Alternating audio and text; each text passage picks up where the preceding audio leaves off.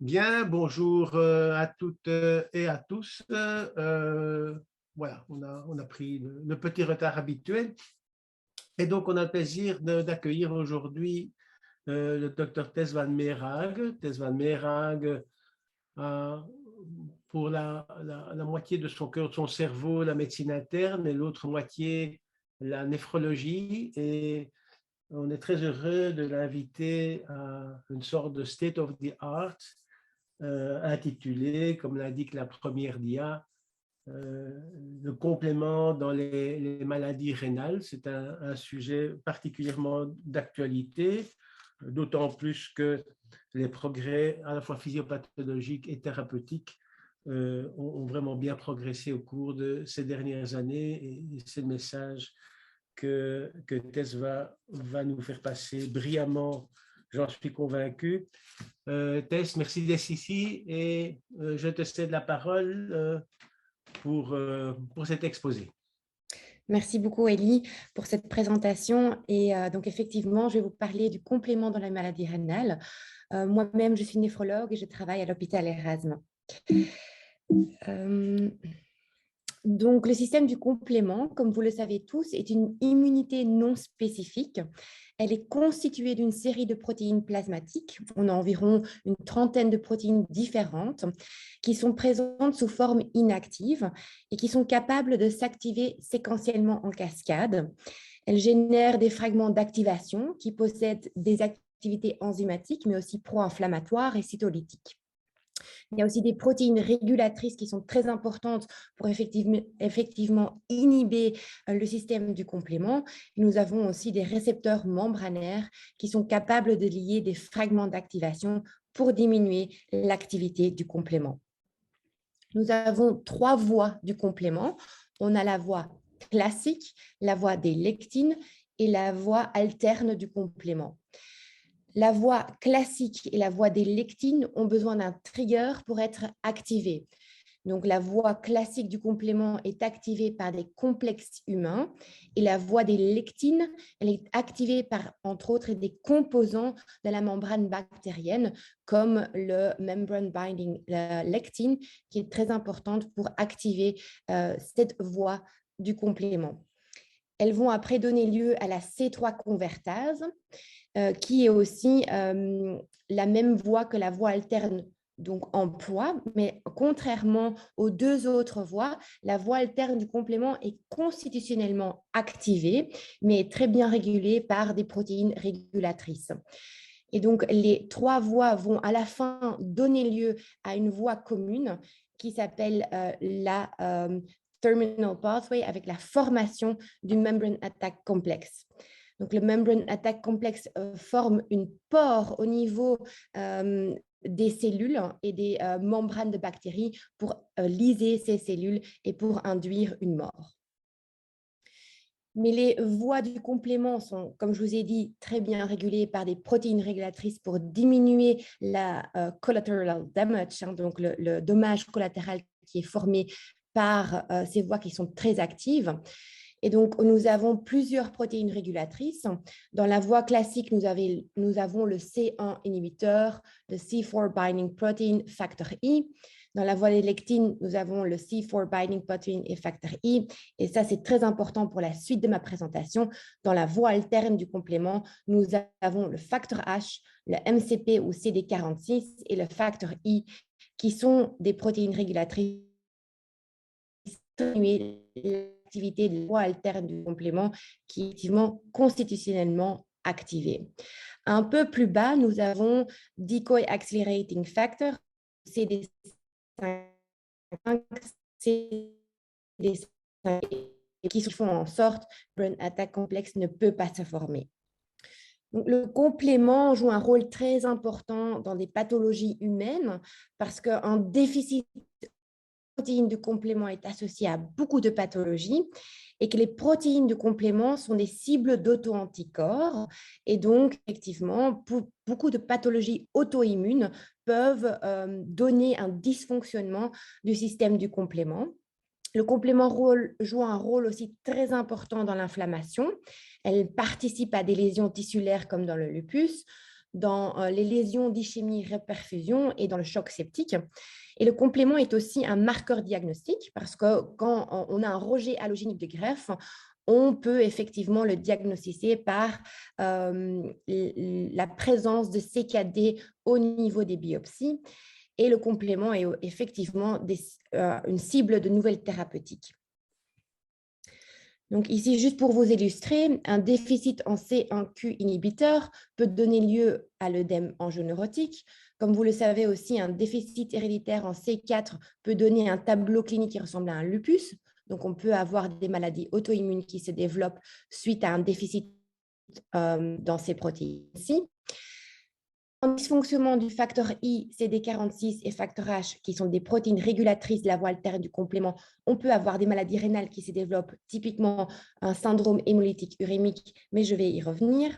Et puis, vous connaissez très bien l'hémoglobinurie paroxystique nocturne, qui est due à un déficit de régulation du membrane attack complex par un défaut d'expression des molécules CD55 et CD59. Et puis, un déficit en C5, C9 ou properdine peut facilement donner des méningites à méningocoque. Et c'est aussi la complication typique d'un traitement par eculizumab, qui est un bloqueur du C5. Et donc, effectivement, des dysfonctionnements du complément est associés à plusieurs pathologies. Pensons seulement à l'athérome, par exemple, à les lésions d'ischémie-reperfusion, le rejet de greffe, certaines arthrites, même la maladie d'Alzheimer et Parkinson. Mais nous, on va surtout se concentrer sur les maladies rénales, type le CHU atypique et le CHU typique. Et aussi, après, je vais vous parler de la C3 néphropathie.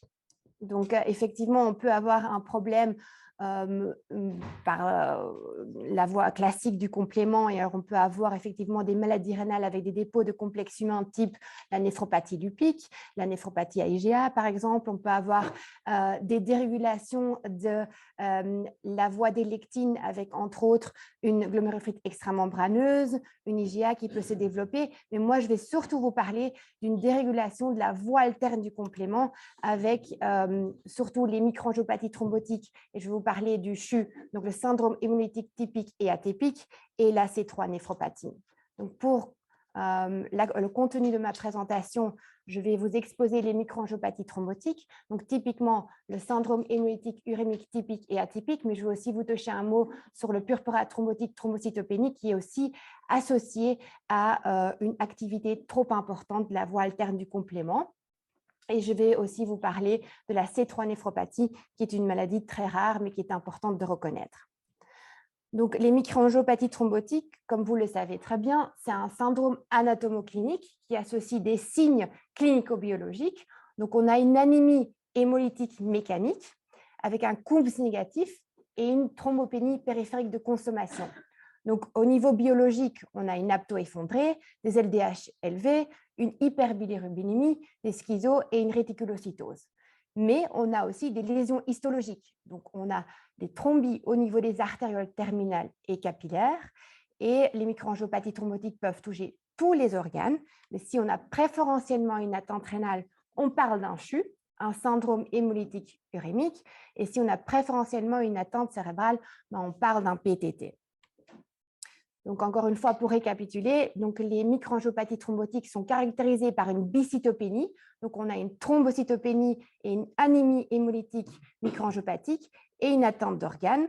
Et donc, effectivement, préférentiellement une atteinte neurologique centrale dans le PTT, une atteinte rénale dans le CHU, mais pas oublier, parce que les MAT peuvent virtuellement toucher tous les organes. Donc, il faut rechercher une atteinte, entre autres, pulmonaire, cardiovasculaire, gastro-intestinale, et on peut aussi avoir des symptômes visuels. Donc, les microangiopathies thrombotiques, donc une fois que le diagnostic est posé sur une prise de sang, il faut essayer de rechercher la cause. Donc, effectivement, si on a un déficit en Adams TS13, mais je vais en parler un peu plus tard, et un tableau plutôt neurologique, on s'oriente vers un PTT.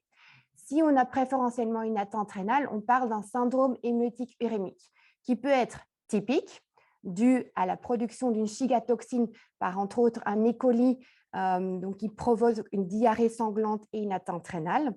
Et on peut avoir des syndromes hémolytiques urémiques qui sont dites atypiques et on retrouve des causes, comme par exemple un déficit en cobalamine après une infection par un pneumocoque dans les maladies auto-immunes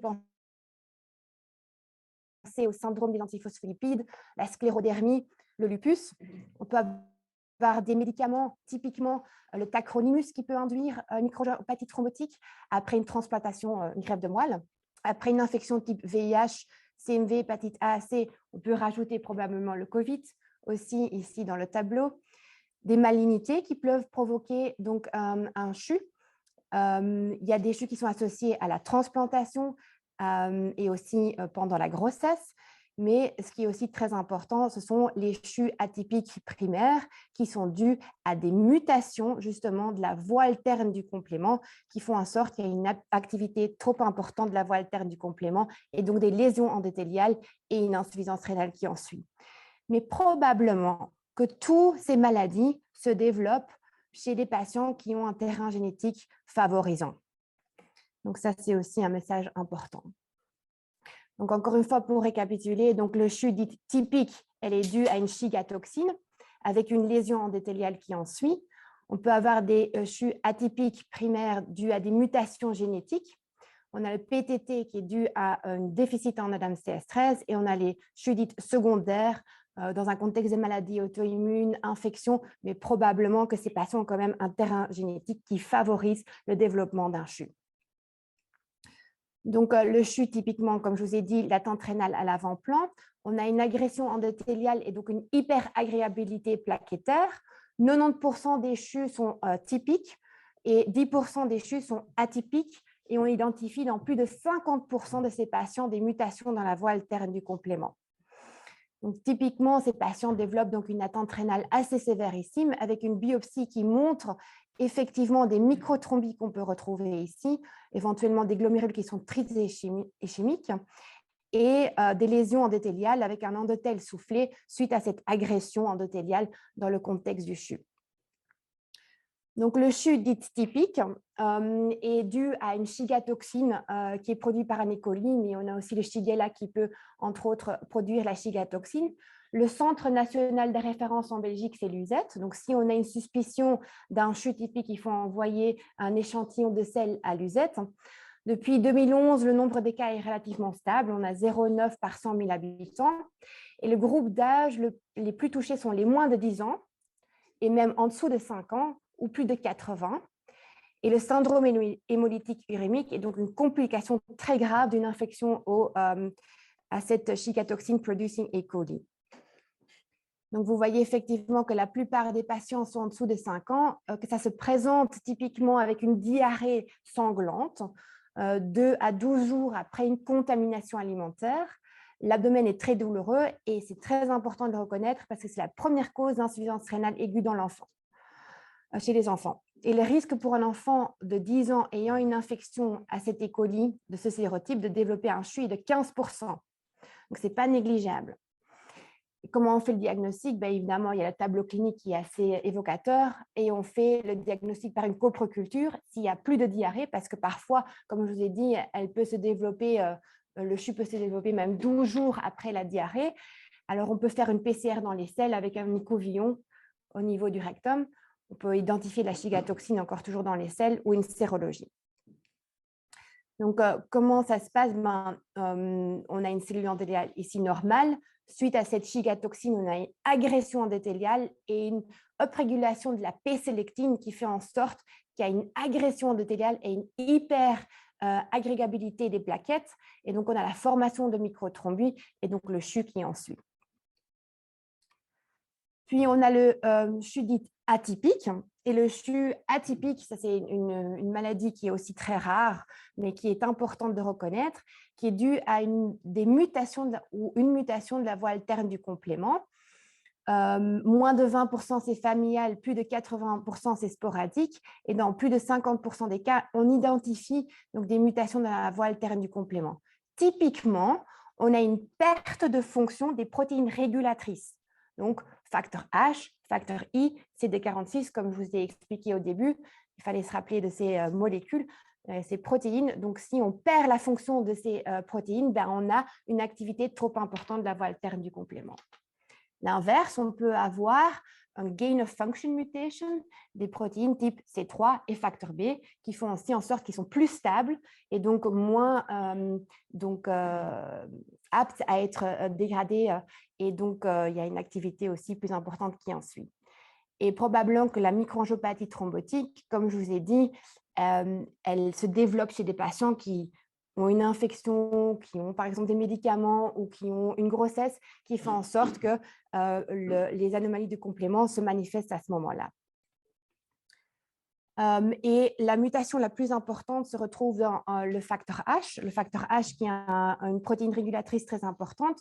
Juste, je ne vais pas vous expliquer tout en détail, mais ce qui est très important de savoir, c'est qu'on a habituellement une mutation qui fait en sorte que cette protéine est dysfonctionnelle au niveau du C-terminal.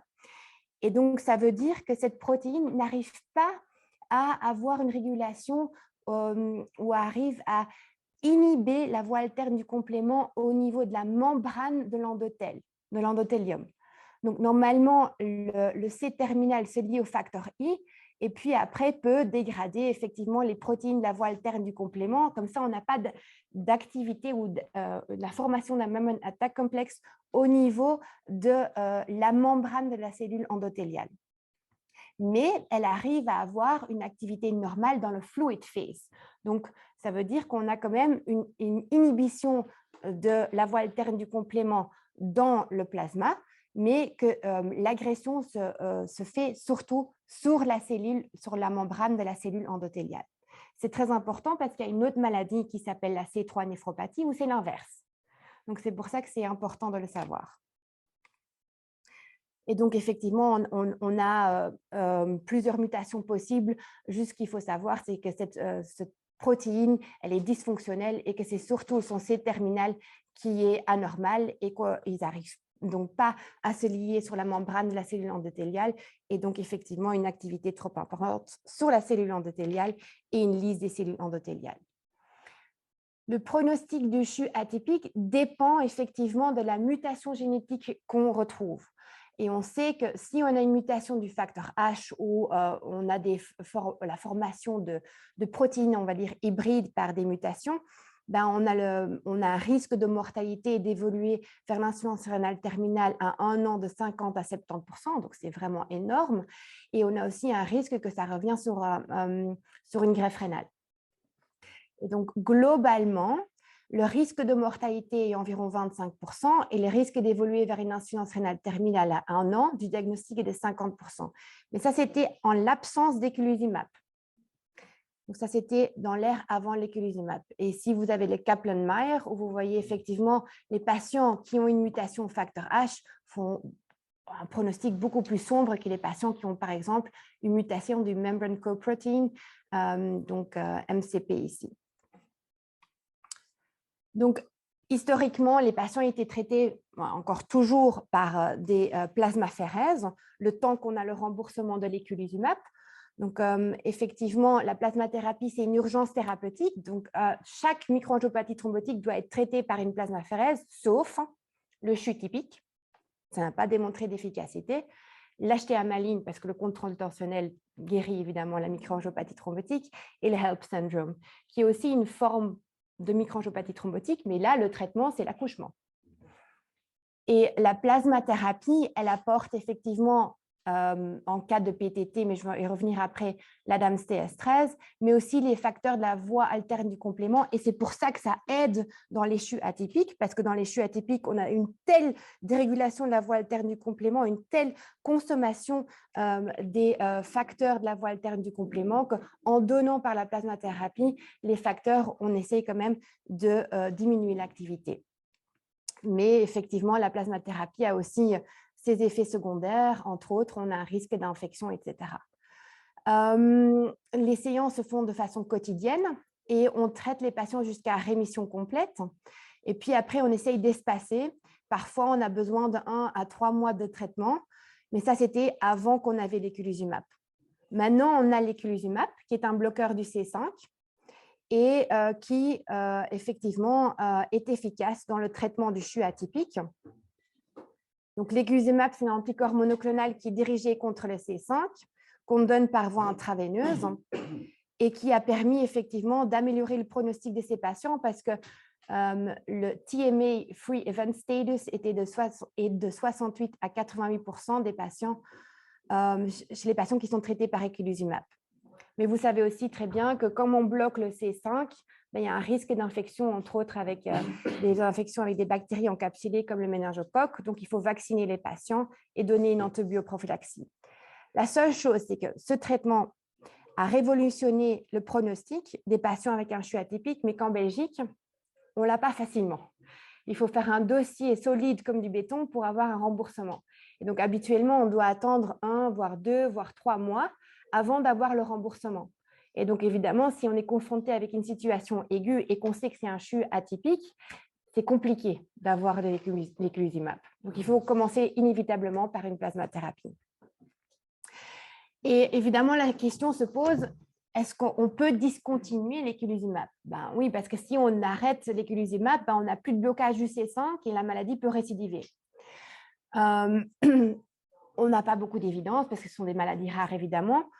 Il conseille de traiter au moins pendant 6 à 12 mois et que la fonction rénale doit être normale pendant 3 mois avant de l'arrêter, mais sur la pointe des pieds. Et on surveille évidemment les symptômes d'une microangiopathie thrombotique à l'arrêt de l'eculizumab, sauf chez les patients qui sont transplantés, c'est ad vitam. Chez les patients qui font des relapses fréquents et chez les enfants, évidemment, en dessous de 3 à 5 ans, on a trop peur d'arrêter l'eculizumab. Et vous voyez ici que chez les patients qui ont des mutations génétiques identifiées, le risque de relapse est beaucoup plus grand que chez les patients qui n'ont pas d'anomalie de la voie alterne du complément identifiée, et alors en tout cas pas de variant génétique identifié, et que les patients qui ont des antifacteurs H, donc des auto-anticorps, ils font beaucoup mieux que les patients évidemment avec une anomalie génétique, parce que probablement que les maladies auto-immunes, on arrive quand même à mieux les contrôler.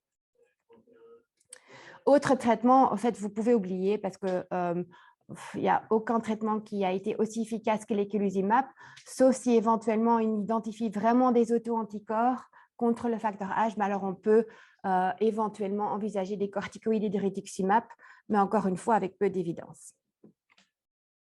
Le ravulizumab, c'est un eculizumab mieux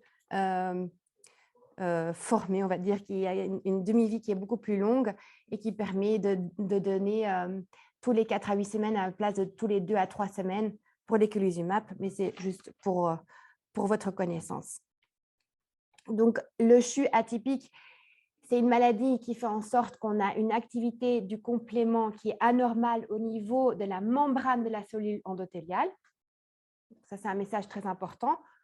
Et que les mutations génétiques qu'on retrouve, ou bien on a un loss of function des protéines régulatrices ou un gain of function du C3 et facteur B, et que l'inhibition du C5 par l'eculizumab a quand même amélioré le pronostic de ces maladies qui avaient une haute mortalité et une évolution vers l'insuffisance rénale terminale qui est évidemment plus de 50% à 1 an du diagnostic. Et qu'effectivement, le risque des relapses dépend si on a identifié une anomalie génétique, on sait que les patients vont plus facilement faire des relapses après l'arrêt de l'eculizumab. Et puis, globalement, je vais vite vous parler aussi du PTT parce que je pense que c'est important, alors que le PTT donne moins d'attente rénale. Mais il y a aussi un intérêt d'en discuter parce qu'il y a une activité aussi trop importante de la voie alterne du complément suite à un déficit en ADAMS TS13. Donc, les patients qui souffrent d'un purpura thrombotique thrombocytopénique, habituellement, c'est un début brutal. Plus de femmes sont touchées que d'hommes. 3 femmes pour un homme. L'incidence est environ 4 cas par 1 million d'habitants et par an. Dans sa forme typique, on ne voit jamais évidemment les 5 signes, mais habituellement, c'est des patients qui ont de la fièvre, qui ont un tableau neurologique, comme convulsion, céphalée, coma, qui peuvent avoir une insuffisance rénale, dans 50% des cas, mais elle est habituellement beaucoup plus modérée que dans le CHU. Ils ont ici l'anémie hémolytique mécanique, effectivement, et la thrombopénie périphérique qui est plus importante que dans le CHU atypique. Donc, habituellement, les patients se présentent avec des plaquettes en dessous de 30 000.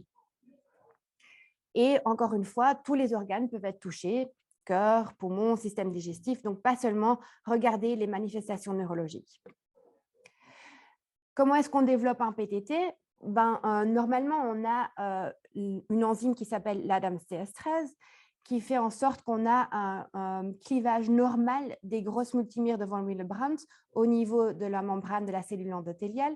Un déficit en ADAMTS13 acquis ou congénital fait en sorte que les gros multimères de von Willebrand ne sont pas clivés de façon normale. Et donc, on a une adhésion et agrégation plaquettaire, des microthrombes qui sont formés et la MAT. Donc, on peut avoir deux formes. On peut avoir une forme congénitale ou une forme acquise qui est beaucoup plus fréquente que la forme congénitale.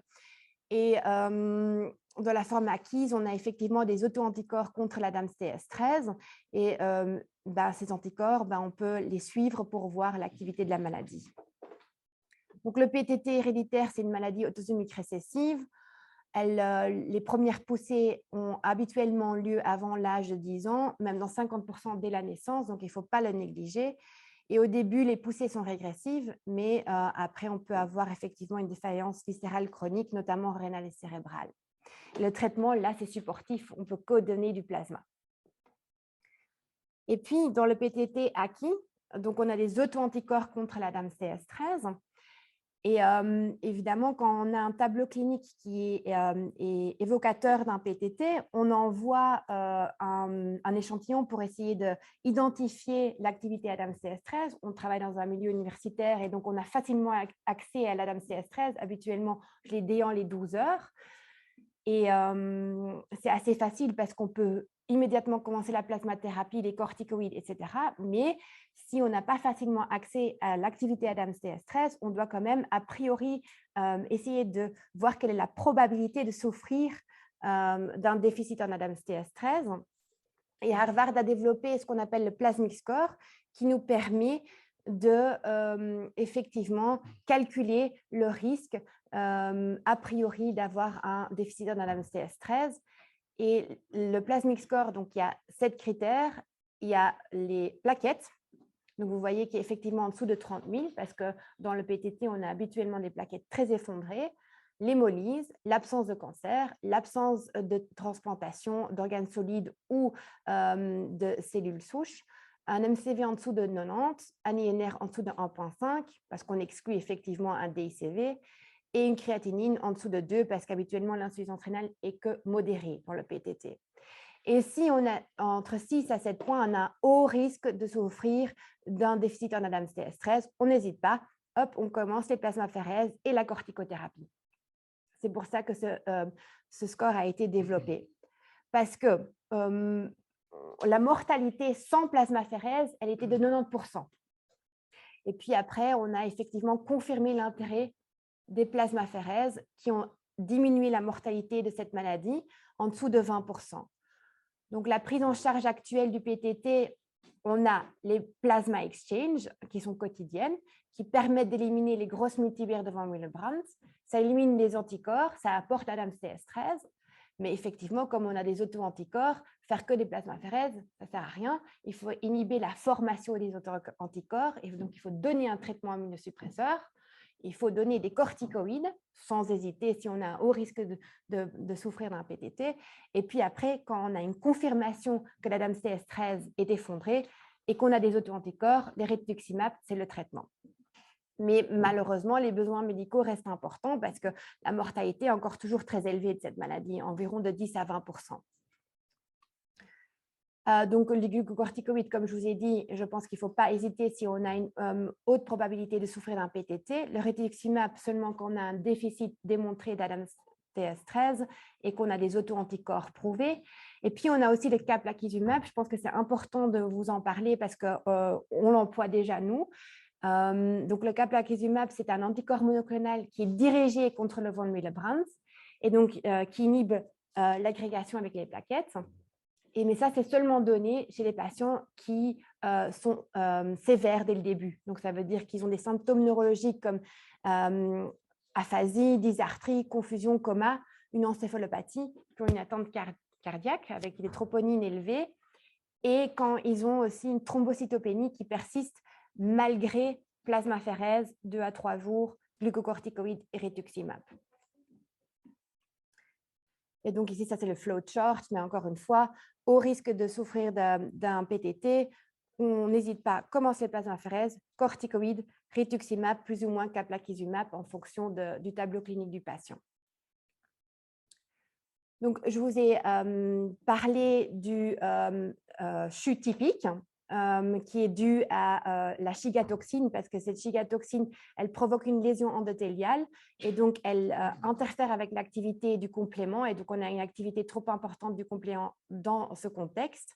On a les CHU atypiques primaires avec des mutations de la voie alterne du complément, donc une activité trop importante de la voie alterne du complément. Et puis le PTT, pourquoi est-ce qu'on a une activité trop importante du complément? Parce que probablement, quand on a une agrégation plaquettaire tellement massive, on a une consommation de la voie alterne du complément qui en suit. Et donc, on voit aussi dans les PTT, par exemple, le soluble C5b9, qui est le final pathway, il est élevé. Donc, ça nous dit aussi probablement qu'il y a une activité importante de la voie alterne dans cette maladie-là. Et que peut-être on peut développer plus tard aussi des traitements qui sont plus orientés vers une inhibition du complément. Puis la C3 néphropathie, je sais que je vous donne beaucoup d'informations sur des maladies rares et donc il y a beaucoup de choses, mais la C3 néphropathie, elle est quand même importante à reconnaître. Et donc, la C3 néphropathie, dans la C3 néphropathie, on a la glomérulophrite AC3 et la maladie à dépôt dense. Et ça, ce sont aussi des maladies qui sont importantes à connaître parce que parfois, elles peuvent être confondues avec une glomérulophrite post-infectieuse. Donc, la clinique, c'est un tableau glomérulaire. Donc, ils peuvent avoir une hématurie microscopique, macroscopique, une protéinurie glomérulaire. On peut avoir parfois des syndromes néphrotiques, des insuffisances rénales. Le C3, habituellement, est bas dans 40 à 75% des patients avec une glomérulophrite AC3 et dans 60% des patients qui souffrent d'une maladie à dépôt dense. Et ce sont habituellement des jeunes patients. L'âge moyen du diagnostic est 23 ans. Et habituellement, une infection précède le tableau clinique. Et donc, vous savez très bien que des glomérulophytes post-infectieuses, ils sont jeunes, ils ont une infection, ils ont une hématurie microscopique, et puis ils ont un C3 bas, et parfois, on ne sait pas trop, est-ce que c'est réellement une post-infectieuse ou est-ce qu'il faut penser à autre chose? Typiquement, quand on fait une biopsie, on voit ce qu'on appelle la glomérulophrite membranoproliférative. Donc, ça, c'est typiquement l'aspect qu'on voit en microscopie optique. On a une hypercellullarité mésangiale, une prolifération endocapillaire et la présence de double contour avec un dédoublement de la membrane basale, contrairement à un glomérule qui est normal. Comme vous voyez ici, les anses capillaires sont bien ouvertes, il n'y a pas de grosse infiltration par des cellules inflammatoires, contrario à la GNMP. Et quand on a fait la microscopie optique, on fait l'immunofluorescence. Et si on voit des dépôts de C3 immunoglobulines, on peut oublier la C3 néphropathie. C'est une glomérulophrite médiée par des complexes humains, comme par exemple le lupus, ou des infections, ou des hémopathies malignes. Si on a du C3 seul, et au moins 2 croix au-dessus des autres dépôts, on part d'une glomérulopathie à C3. Donc, c'est vraiment un diagnostic histologique parce que la clinique ne permet pas de faire le diagnostic seul. On a besoin de la biopsie rénale avec l'immunofluorescence pour faire le diagnostic. Et puis, après, on a besoin de la microscopie électronique qui nous permet de distinguer les maladies à dépôt dense et la glomérulophrite AC3. Maladie à dépôt dense, on voit des dépôts denses, comme vous voyez ici. Et la glomérulophrite AC3, les dépôts sont un peu de même densité que la membrane basale. Et donc, ça fait le diagnostic différentiel avec la maladie à dépôt dense. La maladie à dépôt dense, qui est habituellement chez des patients beaucoup plus jeunes, un pronostic beaucoup plus sombre. Et ces maladies se développent suite à une anomalie de la voie alterne du complément, acquise ou héréditaire. Donc, on peut avoir des mutations de nouveau du facteur H, du facteur I, du CD46, du facteur B et du C3, mais contrairement au CHU atypique, on a un problème de la régulation au niveau du fluid phase et pas au niveau de la membrane des cellules endothéliales. Et on peut aussi avoir des auto-anticorps. Alors, les auto-anticorps qui sont le plus fréquemment rencontrés sont les auto-anticorps contre la C3 convertase, donc les C3-9, comme vous connaissez probablement parce qu'on les identifie par exemple aussi chez les patients lupiques. Et ils sont présents dans environ 80% des patients avec une maladie à dépôt dense et 50% dans la C3 néphropathie, glomérulonephritite à C3, pardon. On peut avoir des auto-anticorps contre la C4 convertase, C5 convertase, des auto-anticorps contre facteur H qui bloquent l'activité du facteur H, des auto-anticorps contre le facteur B qui activent le facteur B. Mais, et ça, je pense que c'est un point très important parce qu'on est de plus en plus confronté avec ça, les patients âgés au-dessus de 50 ans qui ont un tableau clinique qui oriente vers une C3 néphropathie, toujours rechercher une MGRS, monoclonal gammopathy of renal significance. Donc, on peut avoir un clone, donc une paraprotéine, qui a une activité auto-anticorps contre un des composants de la voie alterne du complément et qui donne la néphropathie à C3. Donc, ça, c'est pour ça que cette maladie, de plus en plus, on fait le diagnostic parce qu'on la retrouve chez des patients évidemment plus âgés avec une paraprotéine avec une activité auto-anticorps. Puis, on a effectivement les mutations génétiques, un peu la même chose que dans le CHU atypique. Donc, on peut avoir des mutations du C3, facteur B, facteur H, MCP, des factor H-related proteins et puis facteur I qui donnent lieu à cette maladie. Donc, la maladie à dépôt dense, elle a un plus mauvais pronostic que la glomérulonephritite à C3. Et habituellement, ce sont des enfants ou même des jeunes adultes. Et ils ont dans 50% des cas un syndrome néphrotique impur et progressif. Ils ont une hypocomplémentémie C3, mais qui est habituellement non spécifique et non corrélée à l'activité de la maladie. Et dans 80% des cas, on a cet anticorps contre le C3. 40 à 50% évoluent vers l'insuffisance rénale terminale à 10 ans. Donc, ce n'est pas négligeable. Et c'est un plus mauvais pronostic s'ils ont d'emblée un syndrome néphrotique, une atteinte rénale et une hypertension artérielle au moment du diagnostic. Et ça récidive aussi sur le greffon. Donc, c'est une maladie, effectivement, qui est assez agressive. Il y a des pathologies qui sont associées aux C3 néphropathie, et donc c'est important aussi de le voir au niveau clinique. Ils peuvent avoir une lipodystrophie partielle acquise, parce que les adipocytes produisent du facteur B, du C3 et de protéines identiques au facteur D. Donc la présence de cet auto-anticorps peut induire une lyse des adipocytes. Et on peut aussi avoir une dégénérescence maculaire parce qu'il y a des dépôts électrons denses qui se localisent au niveau de la rétine. Donc, si on a un tableau clinique glomérulaire qui nous oriente vers une C3 néphropathie, on fait une biopsie, on regarde en microscopie optique et en IF, en immunofluorescence, est-ce qu'on a beaucoup de C3? Au moins 2 croix au-dessus des autres dépôts. Si c'est le cas, on peut s'orienter ou bien vers une post-infectieuse ou bien vers une C3 néphropathie. Le diagnostic différentiel entre une post-infectieuse et une C3 est difficile à faire au niveau clinique et au niveau histologique. Mais les post-infectieuses, on peut quand même avoir des dépôts d'immunoglobulines et on dit qu'habituellement, cette maladie, elle guérit. Et le C3 se normalise après 12 semaines. Si par contre le C3 ne se normalise pas, que l'insuffisance rénale persiste, il faut s'orienter vers une C3 néphropathie. Et puis après, avec la microscopie électronique, on fait le diagnostic différentiel entre une maladie à dépôt dense et une C3 néphropathie. Pas oublier, et ça c'est le message clé que je veux vous faire passer, c'est que de plus en plus, on a des patients qui sont âgés, qui ont un tableau clinique d'une C3 néphropathie, il faut rechercher le clone. Parce que 65% des patients au-dessus de 50 ans qui ont une C3 néphropathie ont une MGRS, donc monoclonal gammopathy of renal significance. Et donc, effectivement, il faut faire tous les tests si on suspecte une C3 néphropathie. Comment est-ce qu'on le traite? Encore une fois, c'est une maladie rare. Donc, vous voyez, 9 patients ici dans cette série, 97 dans cette série-là, 30 dans cette série-là, pas de groupe contrôle, bof, on ne sait pas trop.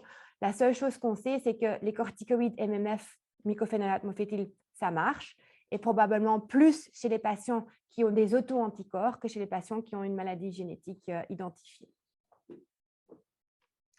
Plasmaphéreses, on peut oublier, ça ne marche pas. Eculizumab, bof.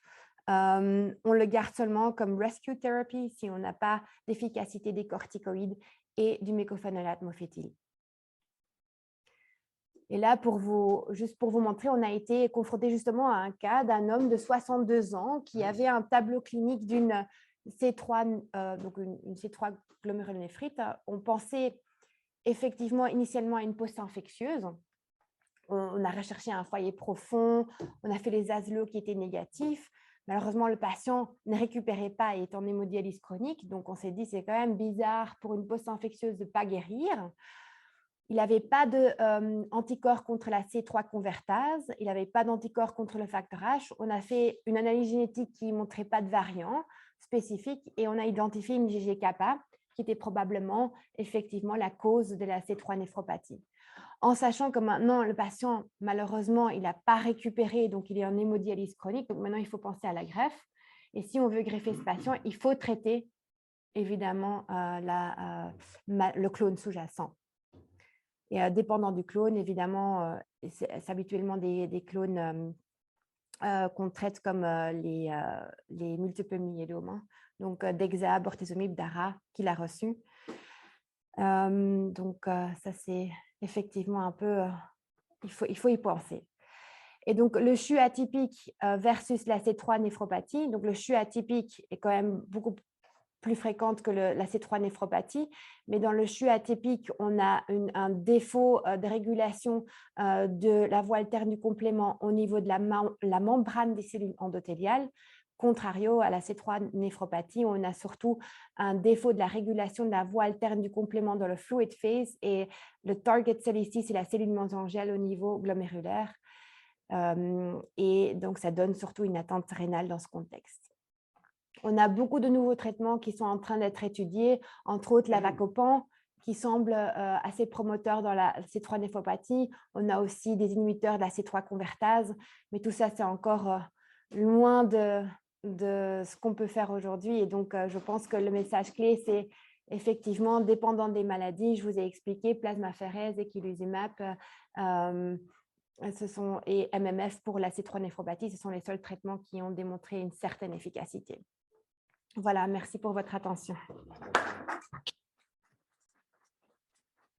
Merci beaucoup, Tess, pour ce magnifique exposé qui, quelque part, est un peu paradigmatique aussi de l'interface entre la génétique, l'immuno et les maladies infectieuses. Et donc, c'est un bon modèle de ce qui pourrait d'ailleurs être exploité dans d'autres situations que cette situation-ci que tu as bien définie.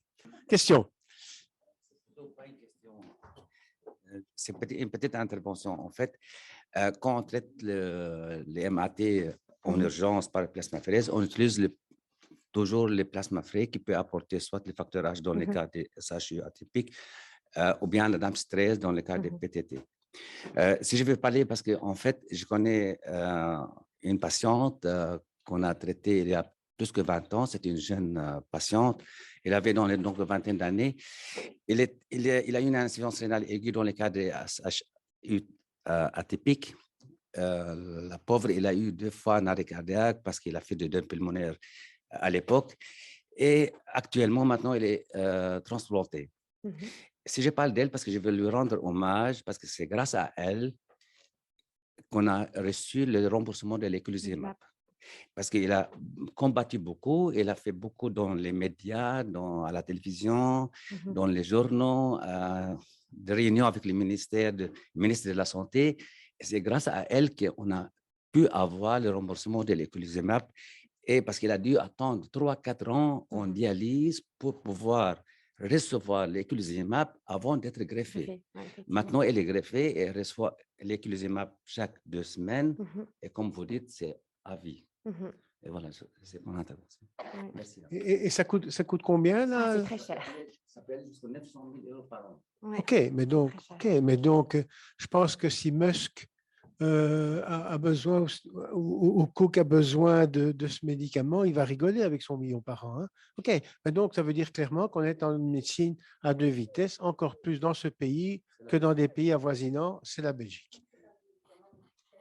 Oui. C'est pour ça que c'était un des médicaments les plus chers qui existent, parce que nous, on l'a dans l'hémoglobinurie nocturne paroxystique, qui est aussi une maladie du complément activé. Et c'est 50 à 60 000 € par mois. Donc, c'est vrai qu'on arrive à des sommes comme ça. C'est hallucinant, c'est très cher. Je profite que j'ai le micro parce que il y a, en termes de terminologie, plasmaphéreuse et échange plasmatique, ce n'est pas tout à fait la même chose. Et parfois, les gens confondent. Mais donc, une plasmaphéreuse, par exemple, un patient qui a une maladie de Waldenström avec des IgM au plafond, un syndrome d'hyperviscosité, on fait une plasmaphéreuse en sérum physiologique ou équivalent de façon à diluer. Mais dans les échanges plasmatiques, comme tu l'as décrit, dans des maladies où il y a un inhibiteur ou un anticorps qu'on doit éliminer jusqu'à la dernière goutte, parce que sinon, la petite dose qui va rester va continuer à jouer un rôle négatif. Il faut un plasma exchange. Et donc là, on prend les 2,5 litres de plasma et on les remplace par 2,5 litres de plasma. Entre 1 et 1,5 le volume plasmatique. Oui, mais donc c'est tout à fait, c'est une étape encore plus loin que la plasmaphéreuse. Et il y a beaucoup de gens qui confondent les deux. Donc quand on demande le traitement, c'est bien échange plasmatique qu'il faut demander. Oui, alors, on peut dire une plasmaphéreuse contre plasma. Voilà. On peut dire plasmaphéreuse contre plasma ou plasma exchange. Mais effectivement, il y a des indications très précises pour faire une plasmaphéreuse contre plasma. Et une des seules indications, c'est effectivement ou bien les patients saignent énormément et le fibri est tellement abaissé qu'on doit redonner du plasma. Mais la plupart des maladies auto-immunes, comme par exemple les vascularites qu'on traite par des plasmaphéreses, c'est contre l'albumine. Mais ça, c'est une parfaite indication pour donner du plasma en plus, parce qu'on doit évidemment donner la protéine déficitaire. Je sais bien que les néphrologues connaissent la différence, mais beaucoup de gens ne connaissent pas la différence entre échange plasmatique et plasmaphéreuse. C'est encore une étape. Il faut bien préciser qu'on doit changer le plasma. Tout à fait. Tout à fait. Oui, ou quand il y a un gros déficit en Adam's 13, le plasma qu'on apporte va apporter l'Adam's 13. Et donc, quand on a suivi depuis le début toute cette connaissance, quand on avait son âge, Dominique, on ne connaissait pas tout ça. Et la découverte de l'Adam's 13 a été un élément crucial dans la compréhension de toutes ces maladies, à savoir quelque chose qu'il fallait ajouter ou quelque chose qu'il fallait soustraire. Et ce n'était pas très clair. On se rendait compte qu'en faisant les deux, finalement, c'était pas mal. Et parfois, d'ailleurs, on devait faire finalement les échanges plasmatiques parce qu'on devait tellement apporter de plasma qu'on se retrouvait en surcharge volémique. Et finalement, la partie plasmaphéreuse servait à permettre aux patients de ne pas se retrouver en surcharge volémique par rapport à l'ensemble du plasma qu'on devait administrer. OK. Des questions à distance? Alors, j'avais en tête que... attends, le truc est... J'avais en tête que les maths étaient un effet de classe des anticalcinurines. Oui. Alors, il y a un commentaire là? C'est un effet de classe. C'est un effet de classe parce que ça provoque justement des lésions endothéliales. Donc, c'est un effet de classe. Il n'y a pas que le tacrolimus, la cyclosporine donne aussi des microangiopathies thrombotiques. Effectivement. OK. Autre question? Il ne faut pas mettre à leur place ces gens-là qui ont SHU atypique avec insuffisance rénale aiguë. Il ne faut pas se mettre à leur place parce que c'est un jour plasmaphéreuse, un jour dialyse. Donc, toute la semaine, ils sont branchés à la machine. Ouais. C'est vraiment une vie difficile pour eux. Parfois, ça dure longtemps jusqu'à la normalisation des plaquettes. Et parfois, cette dame, on a dû, je ne sais pas, ma plasmaphériser pendant au moins 60 séances. Oui, c'est 1 à 3 mois parfois, c'est énorme. Mais donc, effectivement, après, normalement, on se dit qu'après 7 à 9 jours, on a habituellement une normalisation des plaquettes et puis on espace tous les 2 jours, tous les 3 jours. Et puis, ça met 3 mois avant d'avoir l'éculizumab si on arrive à créer un dossier solide. Parce que, comme vous dites, c'est un traitement très cher. Donc, on n'a pas facilement le remboursement. Oui, c'est très lourd pour les patients. Comme patient, c'est compliqué. Non, c'est compliqué. C'est vraiment assez lourd. Et non, la firme, parfois, on a le médicament compassionate use, mais c'est quand même difficile. Petite question à distance. Samy. Merci Tess. Simple question, tu parlais de la ciproxine en prophylaxie d'office en plus de la vaccination chez les gens sous éculizumab. Ouais. on ne le fait pas d'office chez les déficitaires en complément, qu'on vaccine simplement contre le pneumocoque. Et pourquoi la ciproxine et pas d'amoxicilline? Parce que ciproxine à long terme, c'est un peu dur. Je pense qu'effectivement, tu as raison, on peut donner l'amoxi, hein, mais c'est vrai qu'on a l'habitude de donner la cipro, surtout chez les patients transplantés qui sont immunosupprimés, et donc il y a un plus haut risque même malgré la vaccination d'avoir une méningite à méningocoque. Mais effectivement, l'amoxi peut se discuter. Tu as raison. Je pense qu'on peut choisir amoxi, cipro, et vu les résistances qu'on a à la cipro, on peut effectivement envisager amoxi au long cours. Entre autres, on a un patient récemment diagnostiqué avec un CHU atypique, greffé sous eculizumab, qui a l'amoxi en prévention. Merci. OK. Ah, Mathieu, attends. C'est un détail dans le plasmic score. Quelle est la raison pour qu'un VCM de moins de 90 femtolitres soit un indice? Soit un indice parce qu'on a une microangiopathie thrombotique, donc les cellules se cassent et donc on a une déformation des globules rouges. Et donc dans ce contexte-là, ils mettent un MCV en dessous de 90. J'étais étonné que dans ce score-là, on ne parle pas des schizocytes, parce qu'on pourrait très bien se retrouver. Il y a active hemolysis, et donc l'hémolyse, ça veut dire bili, apto, schizo. Donc c'est OK. Hemolysis. Parce que sinon, on pourrait imaginer, avec une bicytopénie pourtant sur les plaquettes et les rouges, d'avoir d'autres maladies auto-immunes. Donc les schizocytes sont quand même indispensables. Oui, effectivement. Oui.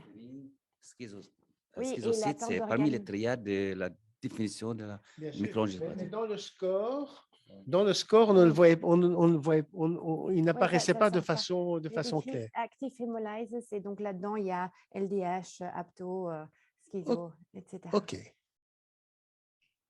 Bien. Bon. Mais tout le monde a l'air très convaincu que c'est une urgence, qu'il faut doser la Dams 13 et d'avoir la réponse rapidement, qu'on doit appeler les néphrologues tout de suite. Et puis alors, voilà. Et puis après, le raffinement de la maladie elle-même, on a un petit peu de temps. Qu'à un moment donné, la biopsie rénale devient indispensable parce qu'on a vu qu'il y a du diagnostic différentiel. Mais quoi, systématiquement? Quand on a des diagnostics de SHU atypique, on ne fait pas de biopsie. OK. Mais bien sûr, mais à un moment donné, tout à fait, sauf si on retrouve dans un diagnostic différentiel autre, qui est la glomérulonéphrite AC3. C'est ça. Effectivement, parce que là, on a besoin de la biopsie rénale.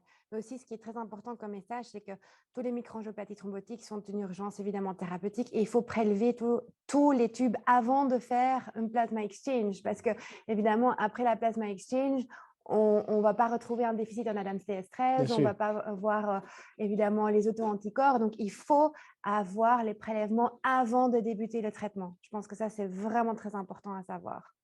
OK. Mais ça, ce n'est pas un trop gros problème, puisque de toute façon, ça se fera en néphro, pas en orthopédie, hein, cette affaire-là. Donc, bon. Mais non. OK, mais non, mais ils sont sur place.